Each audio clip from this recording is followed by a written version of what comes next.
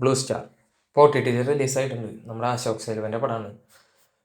പടത്തിനെ കുറിച്ച് പറയാനാണെങ്കിൽ സ്പോർട്സ് ഡ്രാമയാണ് പടം.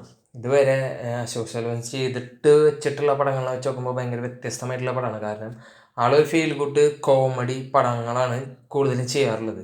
പക്ഷേ ഈ പടത്തിൽ ആൾ ഫുൾ സീരിയസ് ആണ്. ആളുടെ ഒരു കോമഡി പോലും നമുക്ക് കാണാനായിട്ട് പറ്റില്ല. സ്പോർട്സ് ഡ്രാമയാണ് ഈ പടം എന്ന് പറയുമ്പോൾ 2 മണിക്കൂർ 46 മിനിറ്റ് ഉണ്ട്. അതിൽ 2 മണിക്കൂറും 43 മിനിറ്റാണ് പടം ഉള്ളത്. ചെറിയ ലാഗ് ഫീൽ ചെയ്യും നിങ്ങൾക്ക്. പക്ഷെ നല്ല കഥയാണ്, നല്ല സിനിമയാണ്.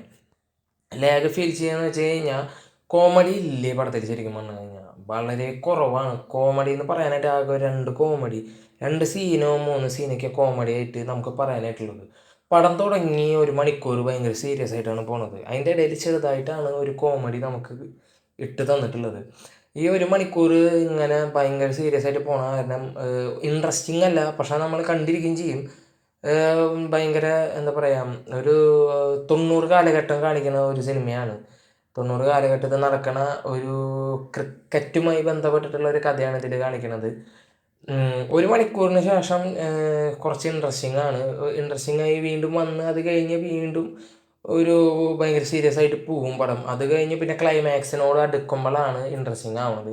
ക്ലൈമാക്സിൽ ചെറിയൊരു ട്വിസ്റ്റ് ഉണ്ട്, അത് എനിക്ക് ഭയങ്കരമായിട്ട് ഇഷ്ടപ്പെട്ടു. കാരണം ഇത്തിരി വെറൈറ്റി ആയിട്ട് തോന്നി എനിക്കത്. സംഭവം എല്ലാവർക്കും മനസ്സിലാവുന്ന കാര്യമാണ്, പക്ഷെ എന്നിരുന്നാലും പോലും അതൊരു ഇത്തിരി വെറൈറ്റി ആയി തോന്നി.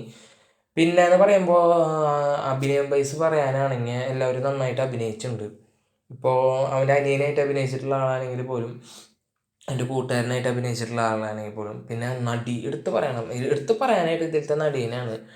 നടി നല്ല രീതിയിൽ അഭിനയിച്ചിട്ടുണ്ട്. കുറച്ച് സീനുകൾ മാത്രമാണ് നടിക്കുള്ളത്. കുറച്ച് അവർ തമ്മിലുള്ള ഇൻറ്റിമേറ്റ് സീനുകൾ വരെ കുറച്ചുള്ളൂ. പക്ഷെ എന്നിരുന്നാലും പോലും ആ സീനൊക്കെ നല്ല അടിപൊളിയായിട്ട് കൈകാര്യം ചെയ്തിട്ടുണ്ട്.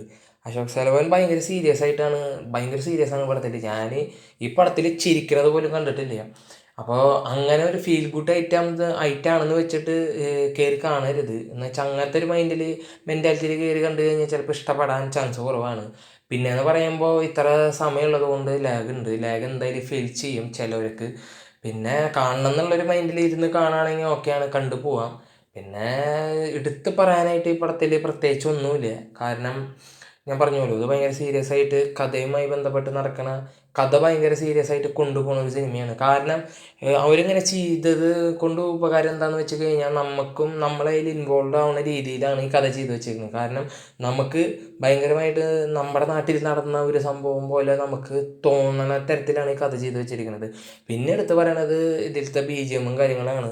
നമ്മുടെ ഗോപിൻ വസന്തയാണ് ഇതിൽ ചെയ്തിരിക്കുന്നത്. അപ്പോൾ പിന്നെ കൂടുതലൊന്നും പറയേണ്ട ആവശ്യമില്ലല്ലോ. BGMകളൊക്കെ അടിപൊളിയായിട്ടുണ്ട്. പാട്ടുകൾ പിന്നെ പറയണ്ടല്ലോ, പാട്ടൊക്കെ ഭയങ്കര ഫേമസ് ആയിട്ടുള്ളതാണ്. അപ്പോൾ OTT റിലീസായിട്ടുണ്ട്. കാണാത്തവരുണ്ടെങ്കിൽ എത്രയും പെട്ടെന്ന് കാണാം. കുഴപ്പമില്ല, നല്ല പടമാണ്, കണ്ടിരിക്കാൻ പറ്റുന്ന പടമാണ്. സ്പോർട്സ് ഡ്രാമയും കൂടിയാണ്. അപ്പോൾ ആ മൈൻഡിൽ വേണം കാണാനായിട്ട്. എന്നിട്ട് ഇപ്പോൾ കണ്ടിട്ട് നിങ്ങൾ ബാക്കി നിങ്ങളുടെ അഭിപ്രായം രേഖപ്പെടുത്താം. അപ്പോൾ മറ്റൊരു വീഡിയോ ആയിട്ട് വരുന്നവരിക്കും എല്ലാവർക്കും ബൈ.